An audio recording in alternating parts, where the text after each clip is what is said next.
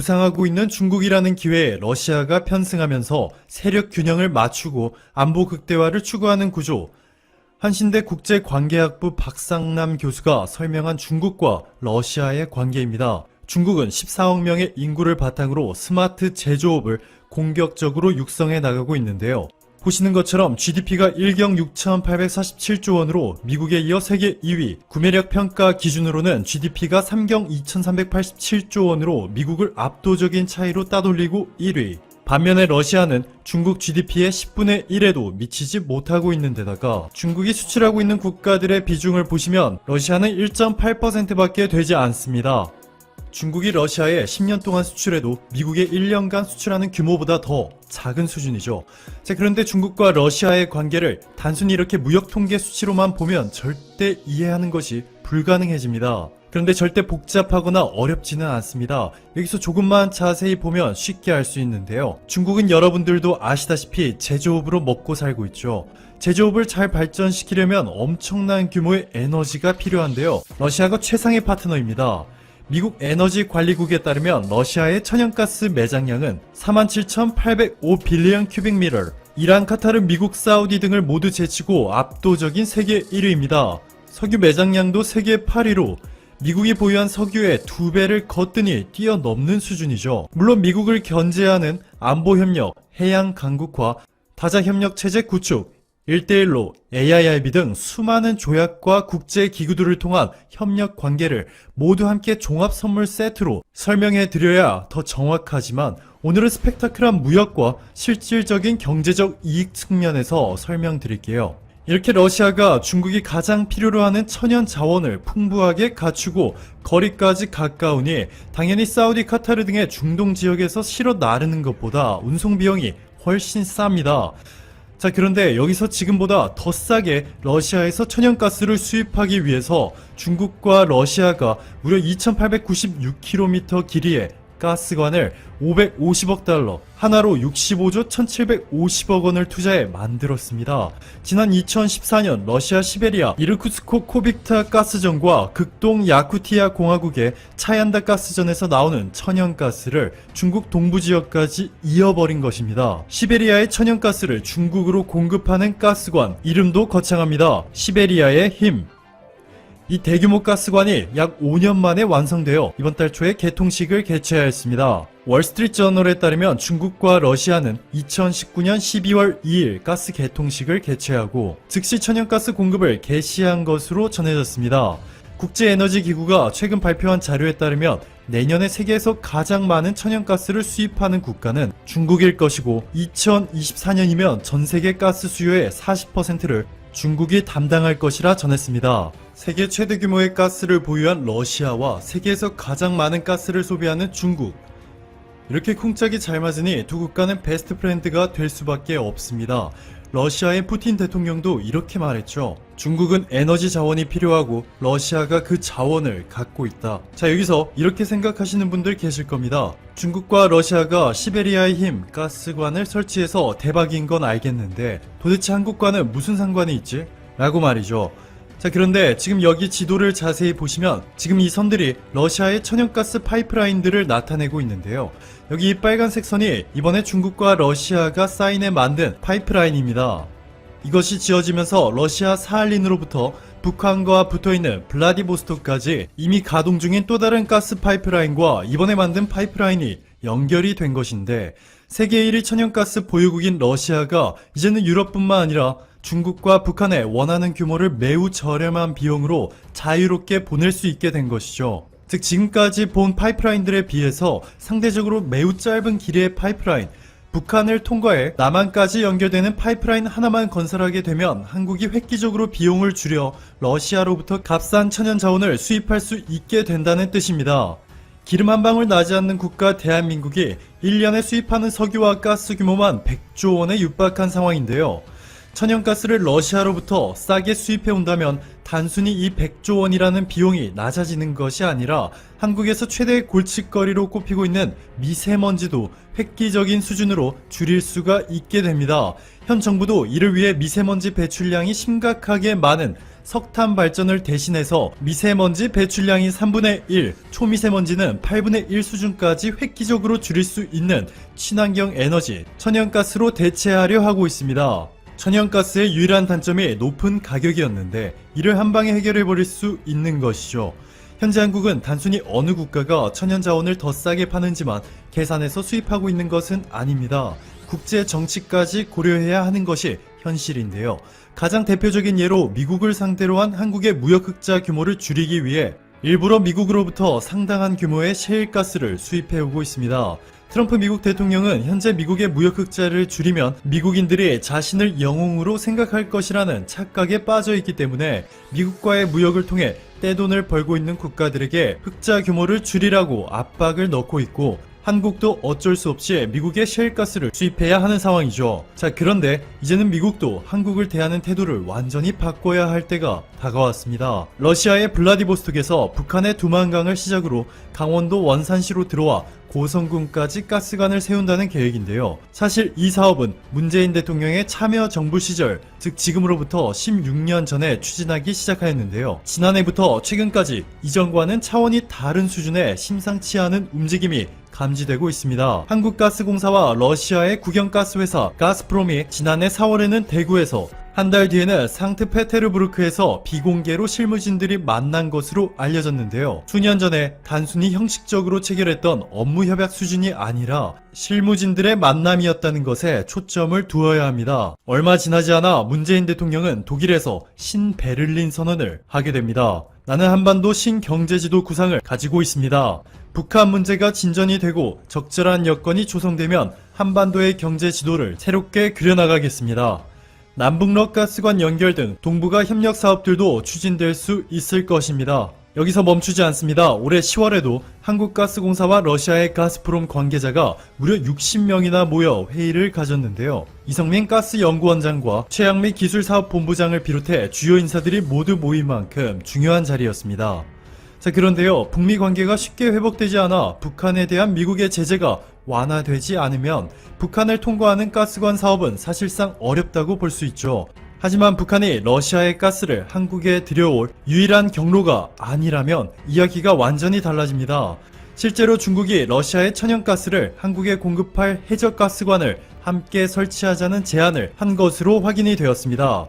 세계 최대 규모의 에너지 그룹 중 하나인 중국 석유 천연가스 그룹 CNPC의 장재민 회장이 지금 보시는 이 지도에서 중국의 산둥반도 웨이하이에서 한국의 백령도를 잇는 174km 길이의 해저가스관, 이 경로를 통해서 러시아의 천연가스를 들여오는 것은 기약 없이 미국의 대북 제재 해제를 기다릴 필요도 없는 데다가 해저가스관 길이도 174km에 불과해 빠르게 공급받을 수 있게 됩니다. 이와 관련해서 최근 중국과 한국의 빠른 관계 회복도 눈여겨봐야 합니다.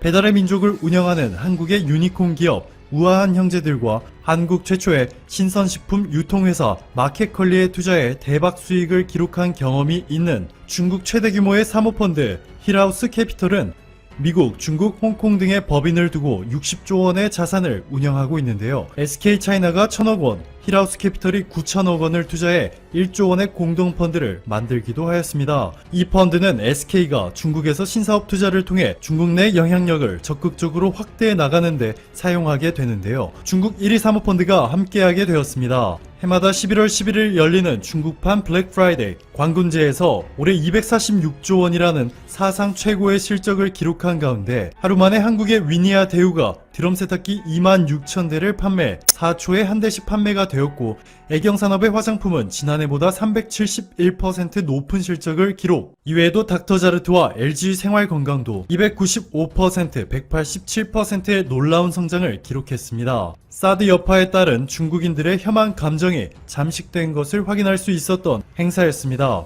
최근 삼성이 중국에서 휴대폰 생산 라인을 완전히 철수하고 베트남과 인도에 옮겼는데요. 중국 관영 글로벌 타임스는 삼성의 철수를 두고 삼성은 중국에서 패배자가 아니다 라며 삼성전자가 떠나는 마지막까지도 중국 공장의 직원들에게 두툼한 퇴직금과 보상을 한 것을 배워야 한다고 극찬하였습니다. 게다가 중국의 2인자 리커창 총리까지 이례적으로 삼성의 중국 반도체 공장에 깜짝 방문하며 중국의 매체들이 중국이 삼성에게 배우지 못하면 세계 경쟁력을 확보하지 못할 것이라는 특급 칭찬 세례들을 쏟아냈습니다. 삼성의 반도체 공장마저 중국을 떠나게 되면 중국 경제가 받을 타격은 상상을 초월할 것이기 때문이죠. 어느덧 주도권이 중국에서 한국으로 넘어오고 있는 것이 선명해지고 있는 것입니다. 미국도 마찬가지죠. 겉으로는 트럼프가 한국의 방위비 6배나 더 받아내겠다며 한국에 강한 압박을 가하고 있는 것처럼 보이지만 셰일혁명으로 에너지 독립을 넘어서서 전세계 에너지 패권을 노리고 있는 미국에는 한국이 러시아산 천연자원 수요를 적극적으로 늘리려 하는 움직임 자체가 압박일 수밖에 없습니다. 천연가스를 어느 국가에서 많이 수입하고 있는지를 나타내는 애널데이터의 자료를 보시면 중국, 일본, 독일, 이탈리아가 1, 2, 3, 4위, 한국이 5위입니다. 국제에너지기구에 따르면 중국이 몇 년 후면 전체 수요의 40%를 담당하게 될 것으로 전망되고 있는데요. 유럽 국가들은 당연히 러시아산을 선호하고 시베리아에서 내려오는 러시아의 천연가스가 한국에까지 이어지면 현재 두 번째로 많이 수입하고 있는 일본으로 해저 터널이 이어지는 것은 시간 문제가 될 것이고 미국의 에너지 패권이라는 꿈은 물 건너가게 되는 것이죠. 이렇게 이제 한국이 중국과 미국이라는 G2 국가들도 함부로 대하지 못할 협상 파워가 생길 수 있던 것은 최근 수개월 동안 한국이 신남방 정책을 통해 어려운 시기에도 홀로 초고속으로 성장하고 있는 동남아 국가들과 FTA 및 말도 안 되는 수준의 경제협력 관계를 형성해 나가는 동시에 영국, 이스라엘 등과 아시아 최초로 FTA를 타결, 심지어는 아메리카 대륙에 있는 중남미 5개국과도 한 번에 FTA에 서명하는 소름 돋는 외교를 보여주고 있는 상황 속에서 현재 정부가 대량의 미세먼지를 유발하는 석탄 발전을 탈피하고 러시아와 가스자원 협력 강화를 해나가는 북방 에너지 정책이 기가 막히게 맞아떨어진 결과라 볼 수 있습니다. 이 때문에 미국이 한국과 동남아 지역에서 인프라 구축 사업을 함께하기 위해 한국이라는 대박버스에 탑승한 것과 일본은 미국에 퍼주고도 아무것도 얻지 못한 채 헛발차기만 하고 있는 자세한 내용은 지금 보시는 화면의 왼쪽 영상을 통해 확인하시거나 영상 아래 링크 남겨두었으니 참고하시면 좋을 것 같습니다. 오늘도 감사합니다. 최고로 기분 좋은 하루 보내시길 바랄게요. Hello， 大家好，我是阿冷兰。屏幕左上角，各位老师好。屏幕左上角呢是咱们体育的英超足球评论员啊，宇轩你好。大家好，我是宇轩。右下角呢是新淼啊，国际足球的专家。今天后边我看没摆孙兴民的球衣啊。有一件韩国队的球衣。这个也可以啊。这5号是谁呀？5号是这个02年世界杯，因为那年韩国队成绩比较好嘛，有一件他的这个球衣。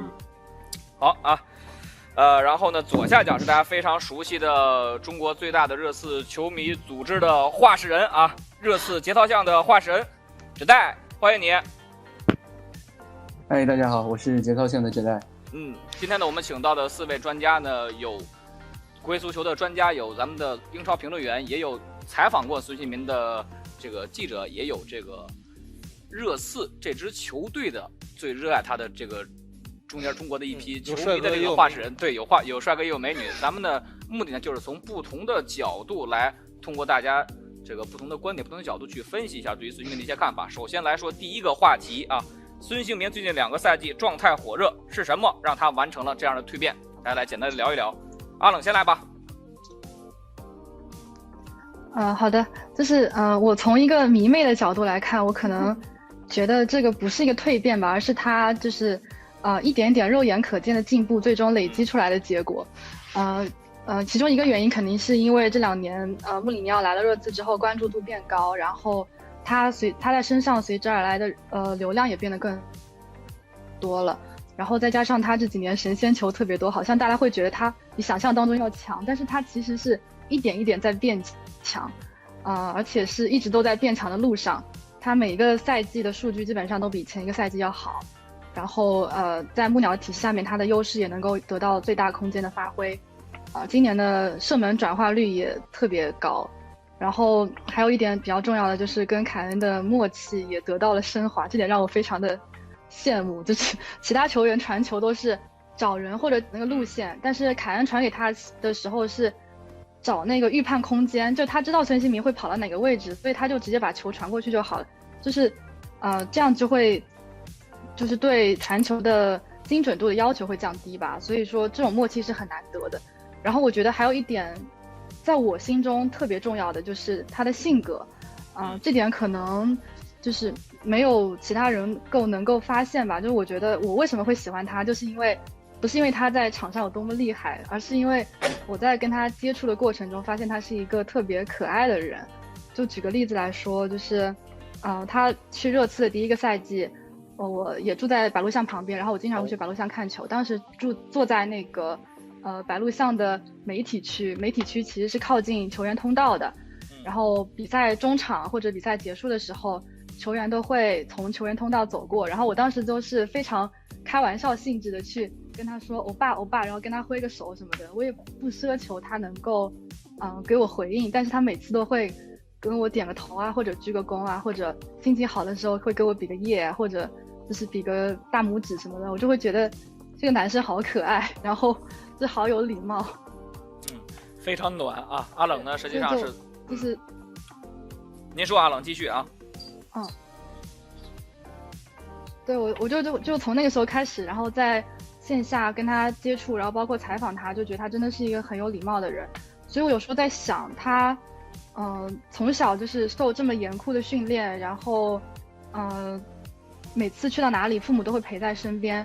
就在我的固有印象当中，这样子的小孩在这样的成长环境下长大，可能性格上会比较的封闭或者说内向吧。但是他一方面又有亚洲人那种谦虚，然后特别的害羞，然后又很能吃苦那种坚韧不拔的品质，然后另一方面又兼具了欧洲人性格当中那种非常喜欢开玩笑、非常放松、非常爱交际的那种优点。就这两种特点结合在了一起，造就了他性格中非常有魅力的地方，这也是很多人喜欢他的一点。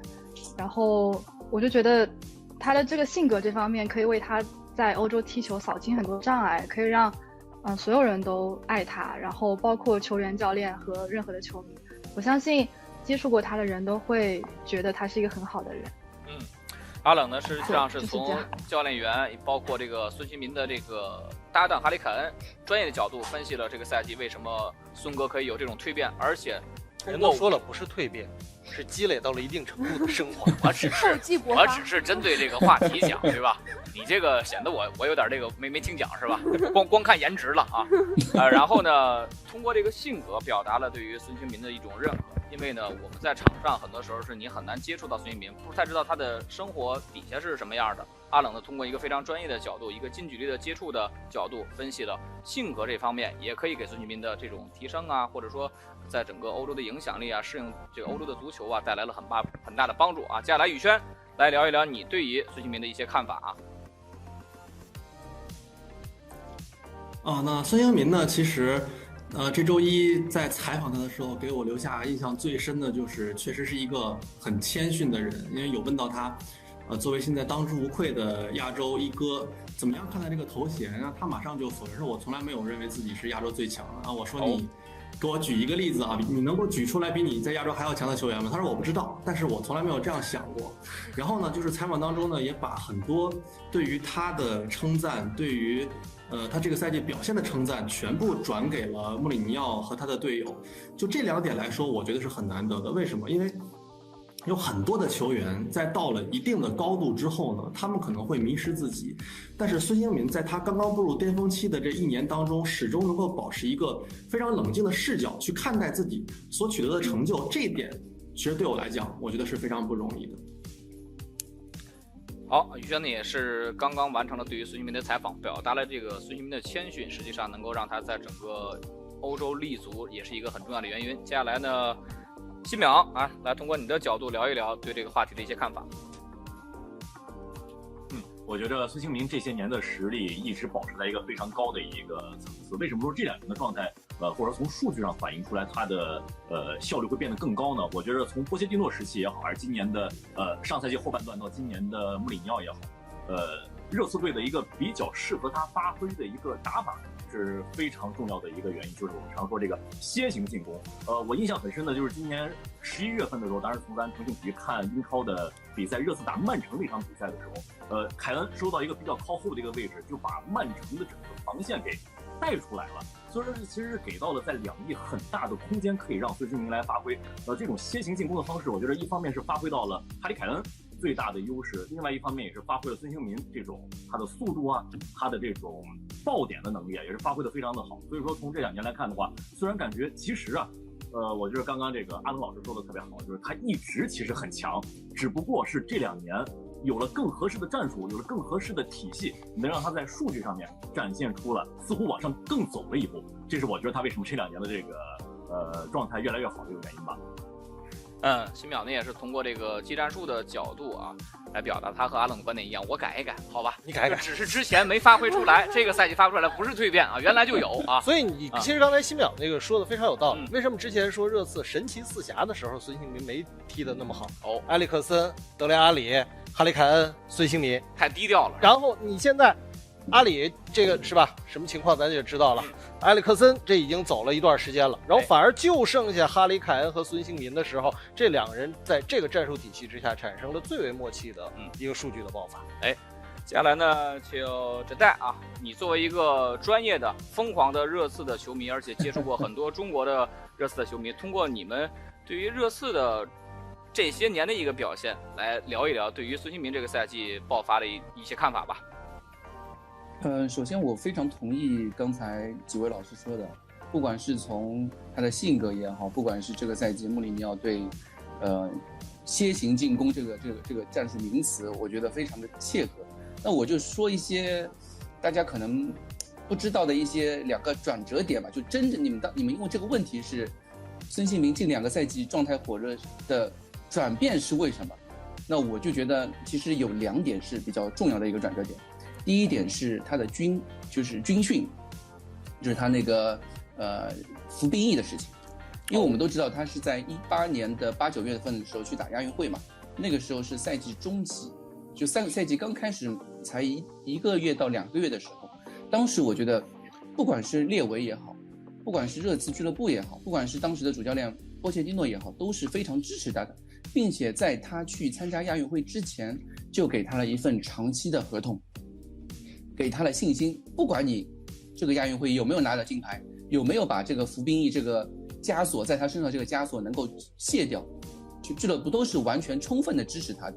我觉得以前孙兴民在热刺的时候，他比如说不管是我们当时叫热刺球迷都叫他 Desk， 他与埃里克森、凯恩的组合叫 Desk， 那个时候孙兴民可能只是一个进攻上面的一个僚机，但是自从亚运会这个服兵役这个事情解决之后，让孙兴民真正的成为了一个脱下了紧箍咒的齐天大圣。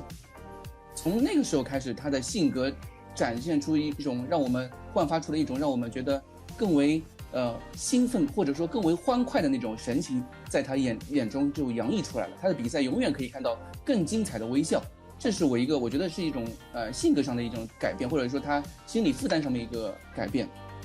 另外一点，我觉得我感觉孙兴民这些年一步成长起来。我们都说孙兴民已经连续5个赛季进球上双了，但是这2年为什么能够完成蜕变呢？我觉得首先要感谢一支球队，这个球队叫什么名字呢？这个球队叫多特蒙德。不管是15-16赛季，那个时候是热刺就孙兴民最糟糕的时候，在面对多特蒙德的时候也能获得进球。